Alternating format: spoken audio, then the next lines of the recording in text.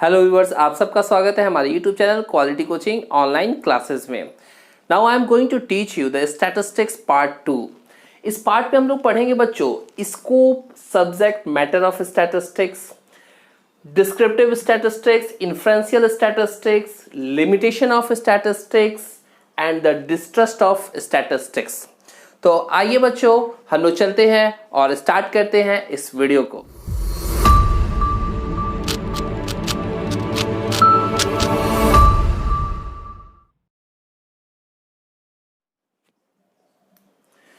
The first topic is scope और subject matter of statistics.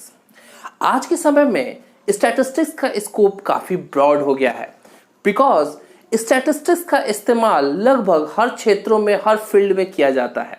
जैसा कि मैंने लिखा है आपके सामने, scope of statistics has a spread to economics, business, industry, physics, chemistry and various other field of knowledge. हर क्षेत्र में आपके स्टैटिस्टिक्स का यूज हो रहा है। तो आपके क्वेश्चन आ सकते हैं एग्जाम में कि स्टैटिस्टिक्स का यूज किस फील्ड में होता है। तो ईच एंड एवरी प्लेसेस पर स्टैटिस्टिक्स का यूज हम लोग करते हैं, ठीक है।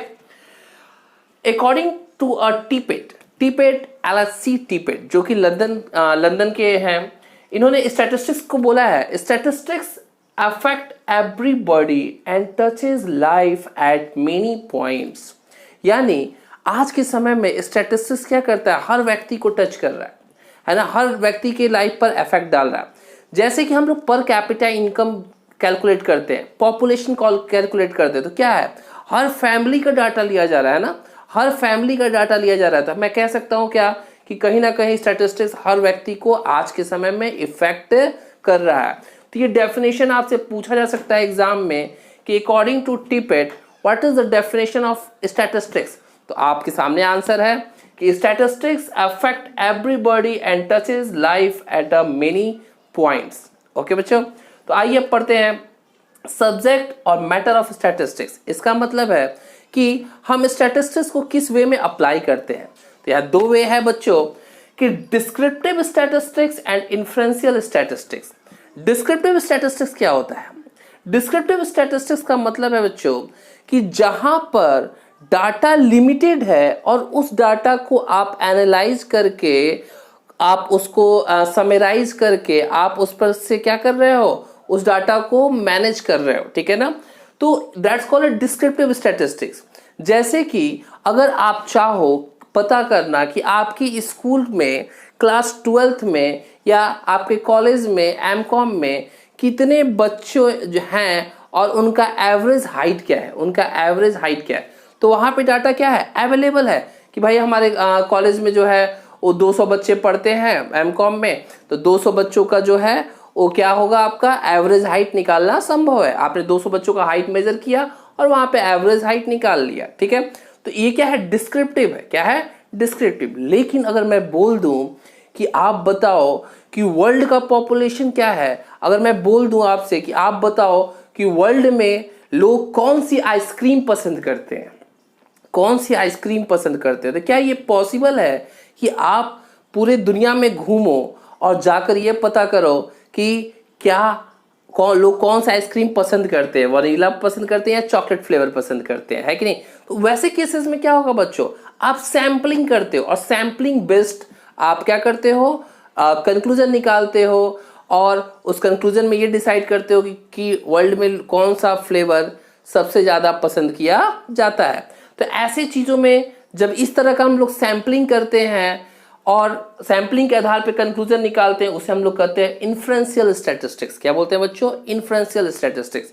आइए डिफरेंस के आधार पर समझते हैं और एग्जाम में आपसे पूछा जा सकता है बेटा डिस्क्रिप्टिव स्टैटिस्टिक्स, और उसके फीचर्स दे दिए रहेंगे और एक फीचर मैच करेगा बाकी नहीं करेगा। हो सकता है 3 फीचर मैच करे, एक फीचर मैच ना करे। तो डिस्क्रिप्टिव स्टैटिस्टिक्स में पहला है बच्चों summarise your current database and past, है ना। करेंट और पास्ट के आधार पे होता है, ठीक है। करेंट और पास्ट डाटा के आधार पे आप डिस्क्रिप्टिव में एनालिसिस करते हो, ठीक है। नेक्स्ट बेटा inferential statistics aim to draw additional population outside of your database. यानी कि इसमें क्या बोल रहा है, वो पॉपुलेशन के बारे में भी हम लोग कंक्लूजन निकाल देते हैं जिसका डाटा अवेलेबल नहीं है आउटसाइड ऑफ डाटा बेस। ठीक है, समझ में आ रहा है बात ना? यानी आपने सैंपलिंग किया था तो कुछ ही लोगों का किया था ना, उसके बाहर भी तो डाटा बेस है, तो उसका भी हम कंक्लूजन इन्फ्रेंशियल स्टैटिस्टिक्स में देते हैं। It involves a measure of central tendencies, mean, median, mode, है ना, इसमें कोरिलेशन, ये सब इसमें हम क्या करते हैं, निकालते हैं। और ये काम किस पर होता है बच्चों? तो सैंपलिंग पे होता है। सैंपलिंग के आधार पे हम फॉरकास्टिंग करते हैं। ये आपका ओल्ड कॉन्सेप्ट है बच्चों, और इन्फ्रेंशियल जो है ये मॉडर्न कॉन्सेप्ट है स्टैटिस्टिक्स का। क्लियर हो गया होगा? इतने से आपके क्वेश्चंस कवर हो जाएंगे अगर इससे रिलेटेड एग्जाम में क्वेश्चंस आता है तो। ठीक है, आइए अब देखते हैं बच्चों limitation of statistics. Limitation of statistics means जहां कुछ अच्छाइयां हैं वहां कुछ कमियां भी होंगी बच्चों। तो आइए फर्स्ट देखते हैं क्या लिमिटेशन है। Study of numerical facts only. Study of numerical facts only means what? आप फर्स्ट पार्ट में ऑलरेडी पढ़ चुके हो बच्चों कि स्टैटिस्टिक्स केवल न्यूमेरिकल थिंग्स पर ही स्टडी करता है। वह डाटाज उनके होते हैं वो क्या होते हैं? न्यूमेरिकल फॉर्म में होते हैं, डिजिट्स में होते हैं। जैसे कि आपके मार्क्स हो गए, कितना मार्क्स आपने पाया, नंबर ऑफ स्टूडेंट्स हो गए, हमेशा क्या होता है? डिजिट्स में करता है। अब देख सकते हो बच्चों कि जब चीजें डिजिट में होती हैं तो किसको आपने स्किप कर दिया? तो किसी की ऑनेस्टी को आपने स्किप कर दिया है, किसी के जो है बिहेवियर को आपने स्किप कर दिया है। तो ये स्टैटिस्टिक्स का क्या है बच्चों? लिमिटेशन है कि हम केवल और केवल न्यूमेरिकल फैक्ट्स की स्टडी करते हैं स्टैटिस्टिक्स में, उनके क्वालिटेटिव चीज़ों को हम इग्नोर कर देते हैं, जैसे कि ऑनेस्टी हो जाए, जैसे कि the performance of the worker and employees. ठीक है, study of aggregates only. Study of aggregates only का मतलब क्या है कि अगर मेरे स्कूल में एक टीचर का अर्निंग 1 लाख रुपीज मंथली है तो यह स्टैटिस्टिक्स का पार्ट नहीं होता है बच्चों। ये स्टैटिस्टिक्स का पार्ट नहीं होता है। क्यों? क्योंकि स्टैटिस्टिक्स हमेशा नंबर ऑफ डाटाज पर स्टडी करता है। अगर मुझे यह पता करना हो कि ये स्कूल टीचरों को एवरेज इनकम कितना पे करता है, तब उस टीचर का डाटा क्या होगा? हमारे लिए यूजफुल होगा। क्यों? क्योंकि सारे टीचरों के डाटा को मैं कलेक्ट करके उस पर कंक्लूजन निकालूंगा। तो समझ में आया क्या नेगेटिविटी है, लिमिटेशन है यहाँ पे? तो स्टडी जो है वह सिर्फ और सिर्फ एग्रीगेट यानी ढेर सारे डाटास को स्टडी करने के लिए होता है। सिंगल डाटा का कोई यूज नहीं होता है स्टैटिस्टिक्स में। Homogeneity of data and essential requirement.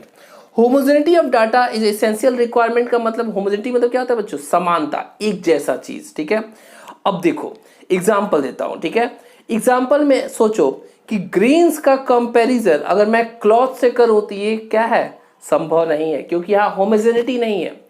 क्यों होमोजेनिटी नहीं है बच्चों? तो ग्रेन्स हम केजी में मेजर करते हैं और क्लॉथ को हम मीटर्स में मेजर करते हैं। तो ये लिमिटेशन कैसे बना? तो लिमिटेशन ऐसे है बच्चों कि हमेशा स्टैटिस्टिक्स में समानता होना जरूरी है, होमोजेनिटी का होना जरूरी है। हम लोग डिफरेंट आइटम को डिफरेंट आइटम से कंपैरिजन नहीं कर सकते हैं, जैसे ग्रेन को हम क्लॉथ से नहीं कर सकते हैं। ठीक है, अब ग्रेन में वैरायटीज होते हैं, उनको हम कंपैरिजन कर सकते हैं। That's our third limitation. Result are true only on an average. Results को हम लोग स्टैटिस्टिक्स के जितने भी मेनली रिजल्ट्स होते हैं उसको हम लोग एवरेज बेस्ट पर ही ट्रू मानते हैं बच्चों। ठीक है, लेकिन क्या ये रियलिटी है? रियलिटी इससे अलग है। इसका भी एग्जांपल आप सब जानते हो, है ना? कैसे? Per capita income. मैं बोलता हूं इंडिया की पर कैपिटा इनकम क्या है? 70,000 रुपीज है। तो क्या ये रियलिटी है? क्या हर व्यक्ति को 70,000 रुपए मिलते हैं? तो वही चीज यहां पे है बच्चों कि result are true on an average. Average पे रिजल्ट दिख रहा है कि ट्रू है, सबको 70,000 मिलते हैं। क्या रियलिटी क्या है? रियलिटी को स्टैटिस्टिक्स दिखा नहीं पाता है कि आपके इंडिया में बहुत से ऐसे गरीब हैं जिनको उतनी पैसे नहीं मिलते हैं पर पर्सन के अकॉर्डिंग। ठीक है, तो स्टैटिस्टिक्स रियलिटी को नहीं दिखाता है, सिर्फ एवरेज पर ही ट्रू मानकर काम करता है बच्चों। फिफ्थ है विदाउट रेफरेंस रिजल्ट में प्रूव टू बी रॉन्ग। अगर रेफरेंस ना दिया जाए तो रिजल्ट कभी कभी क्या होता है? गलत हो जाता है। इसके लिए मैं आपको एग्जांपल दूंगा रिटर्न। देखो क्या है, मान लो कोई कंपनी है बच्चों, कंपनी ए है और कंपनी बी है। 2005 ले लेता हूं, 2006 ले लेता हूं, 2007 ले लेता हूं। ठीक है, मान लो कंपनी ए ने 2000 में 1000 रुपीज अर्न किया। ठीक है, 2006 में 2000 रुपीज अर्न किया और 2007 में 3000 रुपीज अर्न कर दिया। आप 3000 का करोड़ लगा लेना, क्योंकि भाई छोटा अमाउंट है ना, करोड़ लगा लेना, ठीक है। कंपनी बी ने 2005 में 3000 अर्न किया, 2006 में 2000 अर्न किया और 2007 में बच्चों 1000 अर्न किया, ठीक है। अब जरा सा इसका एवरेज देखो, एवरेज मतलब मीन देखो, क्या देखो, मीन है ना। मीन क्या होगा, तो आप सबको पता है मीन का फार्मूला ना, क्या, sum of observation upon number of observation. तो 1000 टू 3000, 6000, 6000 डिवाइड बाई 3। अगर 6000 को डिवाइड करते हैं 3 से तो कितना आता है बच्चों एवरेज, तो आएगा 2000। सेम डाटा यहाँ भी है तो यहाँ भी क्या आएगा, 2000 आएगा। अब मैं आपसे कंक्लूजन के रूप में पूछूं कि बताओ कौन सी कंपनी बेस्ट है, तो आप इसी को देखोगे ना, कहोगे यार यहाँ दोनों कंपनियां तो एक जैसी हैं, दोनों का परफॉर्मेंस तो एक जैसी है, लेकिन रियलिटी कुछ और है। कंपनी ए ग्रोइंग पोजीशन में है और कंपनी बी डिक्लाइनिंग पोजीशन में है। मुझे पैसा इन्वेस्ट करना होगा तो मैं कंपनी ए में करूंगा, कंपनी बी में नहीं करूंगा। तो अगर इसमें रेफरेंस ना दिया जाए तो कंक्लूजन क्या हो सकता है बच्चों, रॉन्ग हो सकता है। कंक्लूजन क्या हो सकता है, रॉन्ग हो सकता है। इसलिए विदाउट रेफरेंस रिजल्ट में प्रूव टू बी रॉन्ग। अगर आप रेफरेंस नहीं देते तो स्टैटिस्टिक्स का रिजल्ट रॉन्ग हो जाएगा। आइए 6 देखते हैं, can be used only by the experts.